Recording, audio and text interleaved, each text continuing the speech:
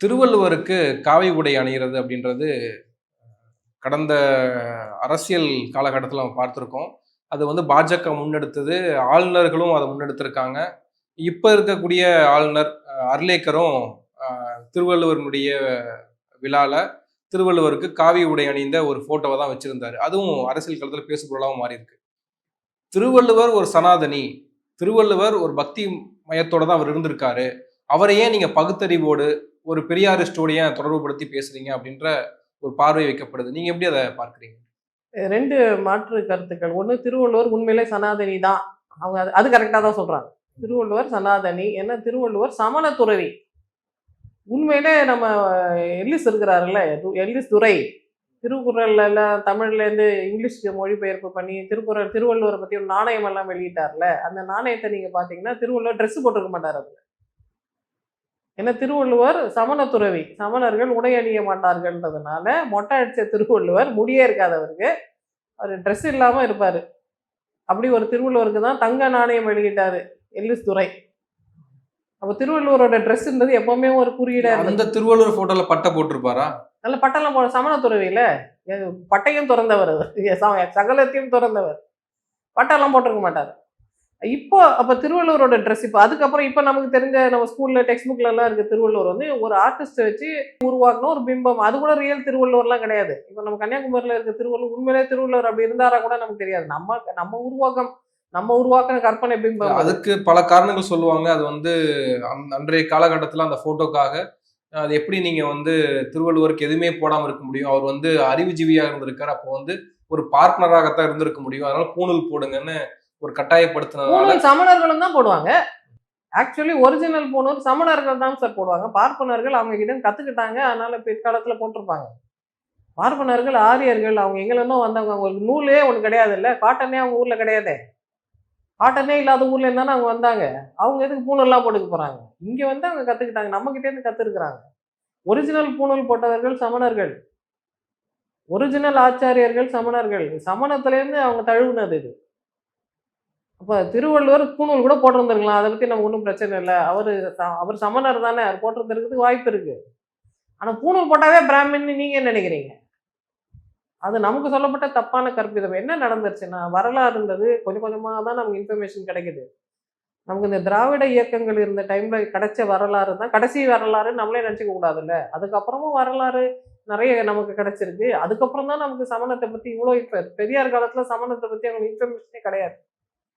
பெரியார் காலத்துல தமிழ்நாட்டில் இவ்வளவு சமணம் இருந்திருக்குன்னு பெரியாருக்கே தெரியாது. ஏன்னா அதை பத்தின ரிசர்ச் அதுக்கப்புறம் தான் வந்தது. இப்ப பெரியார் உயிரோட இருந்தா அவர் அப்டேட் ஆயிருந்திருப்பாரு. ஆனா பெரியாரிஸ்ட் எல்லாம் அப்டேட் ஆறாங்களான்னு எனக்கு தெரியல. அது அவங்கள இண்டிவிஜுவலா தான் நம்ம கேட்கணும். இன்னைக்கு ஒட்டுமொத்தமா நம்ம இருக்கிற ப்ரெசன்ட் இன்ஃபர்மேஷன்ல நம்ம சயின்டிஃபிக்கா அந்த இன்ஃபர்மேஷன் அந்த ஹிஸ்டரியை ப்ராசஸ் பண்ணும்போது நமக்கு தெரிகிறது என்னன்னா திருவள்ளுவர் அநேகமா சமணர். ஏன்னா அவர் புலால் மறுத்து இருக்கிறாரு. அவர் சமணராக தான் இருந்திருக்க வாய்ப்பு இருக்கு. வேற ஆசிவகராவோ பௌத்தராவோ இருந்திருக்கும். ஏன்னா பௌத்தர்கள் புலால் மறுக்க மாட்டாங்க. நான்வெஜ் எல்லாம் சாப்பிடுவாங்க அவங்க. ஆசிவகர்களும் சாப்பிடுவாங்க. சமணர் மட்டும்தான் சாப்பிட மாட்டாங்க. அவர் ஆதி அப்படின்னு தானே சொல்றாரு. ஆதி பகவன் முதற்றே உலகுன்னு ஆதி பகவன்னா யாரு? ஆதிநாதர். அவங்களோட முதல் தீர்த்தங்கரர். அவர் முதல் பாட்டிலேயே தீர்த்தங்கரருக்கு தான் பாட்டு பாடியிருக்கிறாரு. அப்போ அவர் சமணராக தான் இருந்திருக்க வாய்ப்பு இருக்கு. திருவண்ணாமலை டிஸ்ட்ரிக்ட்ல நீங்க போனீங்கன்னா அங்கே நிறைய தமிழ் சமணர்கள் இருக்காங்க. இங்க சமண பள்ளிகள் இன்னும் இருக்கு. அங்க ஒரு சமண பள்ளியில திருவள்ளுவருக்கு சிலை வச்சிருக்கிறாங்க. குந்தரோட சமணர் பேர். அவருக்கு ஒரு சிலை இருக்கு. அவர் திருக்குறள் எழுதினதா அவங்க வழிபடுறாங்க அங்க. இன்னைக்கு கூட தமிழ்நாட்டில் இருக்க தமிழ் சமணர்கள் திருவள்ளுவரை சமண குருவா தான் எடுத்துக்கிறாங்க. இத்தனாவது தீர்த்தங்கரர்னு அவருக்கு பேரு லிஸ்ட் எல்லாம் இருக்குது. அவங்களுக்கு 24ல ஒரு நம்பர் அவருக்கு கொடுக்குறாங்க. ஏன் நம்ம ஊர்ல இருக்க தமிழ் சமணர்கள் என்ன பேசுறாங்கன்னு கூட நமக்கு தெரியல பாருங்க. நம்ம இன்னும் ஹிந்துஸோடய சண்டை போட்டுட்டு இருக்கோம். சனாதன மதங்கள் இருக்குல்ல, 3 மதங்கள் தான் சனாதன மதங்கள். ஒண்ணு சமணம், அதாவது ஜெயினம், பௌத்தம், இந்து மதம். இந்த 3 ஏன் சனாதன மதம்னா இந்த 3 தான் மறுபிறவி பத்தி பேசுது. இந்த பிறவி முற்பகல் செய்யின் பிற்பகல் விளையும். இந்த பிறவி அடுத்த பிறவி பெண்கடல் நீந்துவார் நீந்தாதார். இதெல்லாம் திருவள்ளுவர் பிறவியை பத்தி அவர் பேசுறாரு பாருங்க. அப்போ இந்த பிறவி அடுத்த பிறவி நீ தப்பு பண்ணா அடுத்த பிறவியில ரொம்ப கம்மியான ஒரு மிருகமா பிறப்ப அப்படின்றதுதான் இந்த 3 மதங்களும் நம்புது. மற்ற மதங்கள் இருக்குல்ல, இப்போ ஃபார் எக்ஸாம்பிள் இதே சமகாலத்துல ஹிந்து மதம் இல்லை இந்த சனாதன மதங்கள் இந்தியாவில் இருந்த காலத்துல சவுத் அமெரிக்கால, மீசோ அமெரிக்கால, லத்தின் அமெரிக்கால, இல்ல ஆஸ்திரேலியால இருந்த மனிதர்களும் மறுபிறவியை நம்புறாங்க. ஆதிக்குடிகள் எல்லாமே மறுபிறவியை நம்புறாங்க. அவங்க எல்லாருமே இந்த மாதிரி ஹீத்தன் ரிலீஜன்ல இருக்கிறவங்க எல்லாம் சனாதன மதத்தை தான் கடைபிடிக்கிறாங்க. அதற்கப்புறம் வேவ்ஸா அடுத்தடுத்த மதங்கள் வருது. இப்ப லேட்டஸ்ட்டா வந்த மதம் 2 மதம். ஒண்ணு கிறிஸ்தவ மதம், ஒண்ணு இஸ்லாம மதம். இது 2ம் மறுபிறவிய அவங்க ஏத்துக்கல. நீ ஒரு பிறவி அதுல என்ன பண்றியோ அதுக்கேத்த மாரி உனக்கு தண்டனை அப்படின்னு அவங்க சொல்றாங்கல்ல. வாழ்வோ, ஹெவனோ, ஹெல்லோ அது உன்னோட கடமைகளை நீ எப்படி செய்தன்றத பொறுத்து அப்படின்னு சொல்றாங்க. ஆனா இந்து மதத்துல, இந்த சனாதன மதத்துல, பௌத்த மதத்துல, சமண மதத்துல மறுபிறவி எல்லாம் இருக்கே தவிர, ஹெல்லுன்னு ஒண்ணு இல்ல. சொர்க்கம், நரகம்ன்றத பிரிச்சீங்கன்னா, ஸ்வர்க்கம் அப்படின்னா என்ன மாரியே இருக்கிற மனிதர்கள். ஸ்வரகம். ரகம் வேற ரகத்தை சேர்ந்தவர்கள். என்ன மாரி லைக் மைண்டடா இருக்கிற மனிதர்கள் கிட்ட இருக்கும்போது எனக்கு ரொம்ப சந்தோஷமா இருக்கு. அது எனக்கு சொர்க்கம் மாதிரி. நான் இல்லாத இன்னொரு டைப்பா மனிதர்கள் கிட்ட இருக்கும்போது எனக்கு கஷ்டமா இருக்கு. அவங்களோட பொருந்தி போக முடியல. அது எனக்கு நரகம் மாதிரி. இப்படிதான் சொர்க்கம், நரகம்ன்றது இடம் கிடையாது. நம்ம மனசுல இருக்கிற மனநிலை. இப்படிதான் இந்த ஹீத்தன் ரிலீஜியன்ஸ், இந்த சனாதன மதங்கள் அதை பிரிக்குது. ஆனா இந்த வெஸ்டர்ன் ரிலீஜியன்ஸ் இருக்குல்ல, அந்த மிடில் ஈஸ்டர்ன் ரிலீஜன் வேற மாதிரி. அவங்க வந்து ஒரு அரேபியன் டெசர்ட்ல வந்த ரிலீஜன். அவங்களுக்கு வேற தாட் ப்ராசஸ் இருந்திருக்கலாம். அந்த பிலீஃப் சிஸ்டம் அங்கே இவால்வ் ஆகிறதுக்கு அவங்களுக்கு சில காரணிகள் இருந்திருக்கலாம். ஆனா நம்ம செழிப்பான ஒரு நாட்டுல, எல்லா செழிப்பும் இருக்கிற நாடுகள்ல உருவான ரிலீஜன்னா, ஒரு செடி திரும்ப வளரும். அப்ப மறுபிறவின்னு ஒண்ணு இருக்கு. இந்த மரத்தோட விதை வந்து இந்த இடத்துல வளர்ந்துருக்குன்னு அவங்க தொன்று தொட்டு பார்த்துக்கிட்டே வர்றதுனால, பிறவியில ஒரு சுழற்சி இருக்குன்னு அவங்க நம்புறாங்க. இல்ல திருவள்ளுவருக்கும் இந்து மதத்துக்கும் வேறுபாடு இருக்கா? திருவள்ளுவர் இந்து மதத்தை சேர்ந்தவரா இருக்கிறதுக்கு வாய்ப்பில்ல. இது அதுல ஸ்பெஷலிஸ்ட் யாராவது நீங்க கேட்டீங்கன்னா, அவங்க கரெக்ட்டா சொல்லுவாங்க. பட் திருவள்ளுவர் சனாதானி தான். அதுல ஒண்ணும் தவறு இல்ல. ஆனா இந்து மதம்னு இவங்க ஒண்ணு சொல்றாங்கல்ல, அதுல தான் நமக்கு ஆட்சேபணை இருக்கு.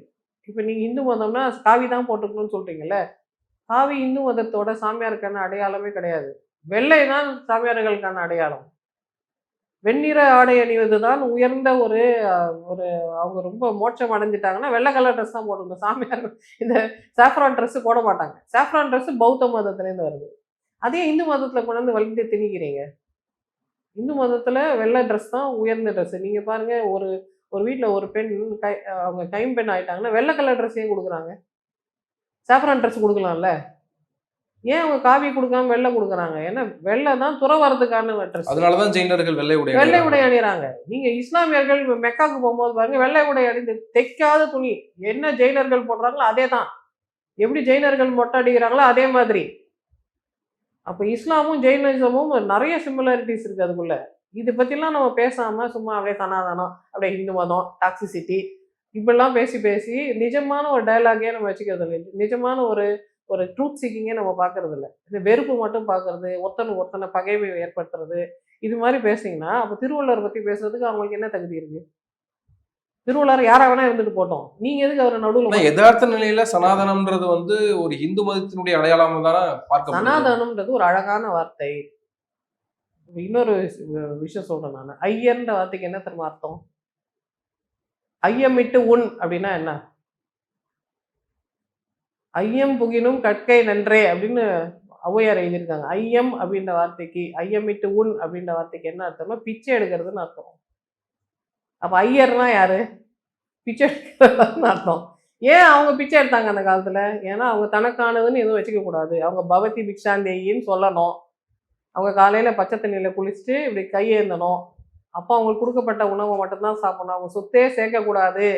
அவங்க துறவற வாழ்க்கையை வாழ்ந்திருக்க வேண்டியவங்க. அவங்க துறவிகள்ன்றதுனால தான் அவங்களுக்கு மரியாதை. இப்போ யார் துறவியா இருக்கிறா? அவ துறவியா இல்லைல்ல.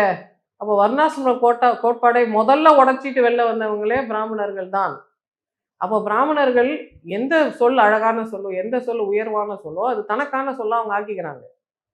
நம்ம சனாதனம்ன்றது ஒரு அழகான சொல், பெருமையான சொல், நம்ம தொன்று தொட்டு பயன்படுத்தின சொல். அது பிராமணிசம்கான வேர்டா அவங்க சினோனிமா அவங்க யூஸ் பண்றாங்க. ஹலோ, அது உங்களுது இல்லை, அது எங்களுது குத்துருங்க. அது எங்களுது. ஒரிஜினலி நாங்க தான் சனாதனி, ஒரிஜினலி நாங்க தான் ஹிந்து, ஒரிஜினலி நாங்க தான் சங்கம் வளர்த்தோம். நீங்க அதெல்லாம் ஒண்ணுமே பண்ணல. சரி, உங்களோட ஆசிரமத்தை நீங்க விட்டுட்டீங்க. நீங்க வந்து துறவிகளா இல்ல. சரி பரவாயில்ல. நீங்க வேற தொழில் பண்ண விரும்புறீங்களா? நீங்க பண்ணிக்கோங்க. அப்ப நாங்களும் தானே வேற தொழில் பண்ணுவோம்.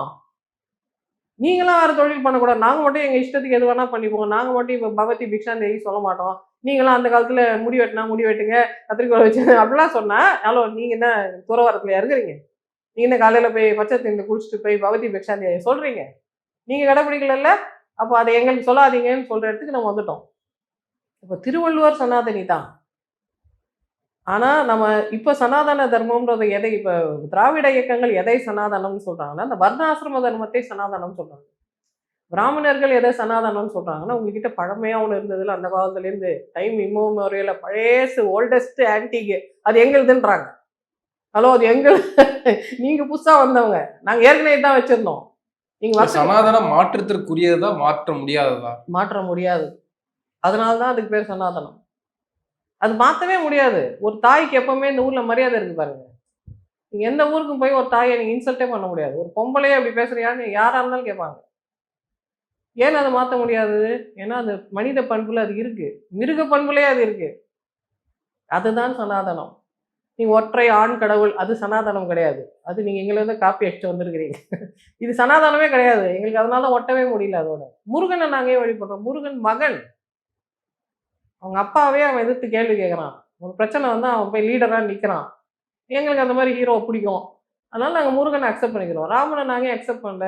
பொண்டாட்டிய நடுக்காட்டுல விட்டு போறானே இவன்லாம் மனுஷனா இருந்தாலும் நம்ம கேட்போம். அதுவும் சாதாரண பொண்டாட்டி பிரெக்னென்ட்டா இருக்கிற பொண்டாட்டிய ட்வின்ஸுக்கு பிரெக்னென்ட்டா இருக்க பொண்ணு எப்படி அவனுக்கு மனசு வந்தது? நீங்கெல்லாம் எப்படியா மனுஷனாவே உனக்கு ஒத்துக்க மாட்டான், சாமி எப்படியா ஒத்துக்கிறதுன்னு நம்ம கேட்க மாட்டோமா?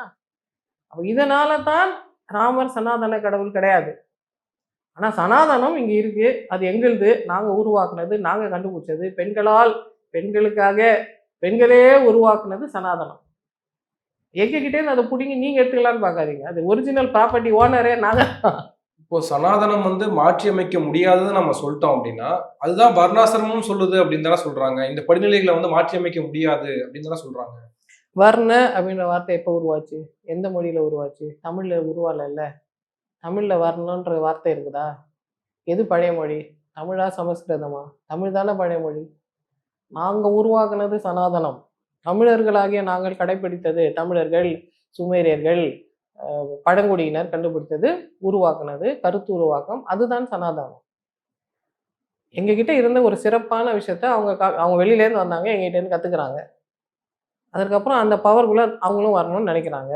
அதுக்கப்புறம் எங்களை ஆட்டி படைக்கணும்னு நினைக்கிறாங்க. எங்களை அடிமையாக்கணும்னு நினைக்கிறாங்க.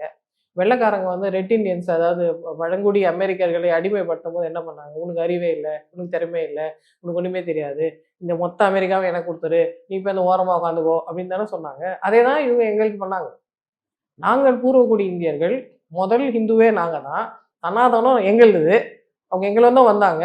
உன் சனாதனத்தை நான் எடுத்துக்கிறேன், நீ படிநிலையில கீழே இருந்துக்கோ, நீ பெண் என்பதனால் உனக்கு லிஸ்ட்லேயே நீ கிடையாது, ஆண்கள் உங்க ஆணெல்லாம் கூப்பிடு, அவனெல்லாம் நான் நாளா பிரிச்சுக்கிறேன், எவன்லாம் எனக்கு அடிமையா இருக்கிறானோ அவன்லாம் இந்த இந்த கேட்டகரி, எவன்லாம் சண்டை போடுறானோ அந்த கேட்டகரி, எவன்லாம் பிஸ்னஸ் பண்ணானோ அந்த கேட்டகரி, எவன்லாம் உழைக்கிறானோ இந்த கேட்டகரினா எங்க ஆண்களை பங்கு போடுறதுக்கு நீங்க யாரு? இந்த பெண்கள் கேட்டிருக்கணும்ல.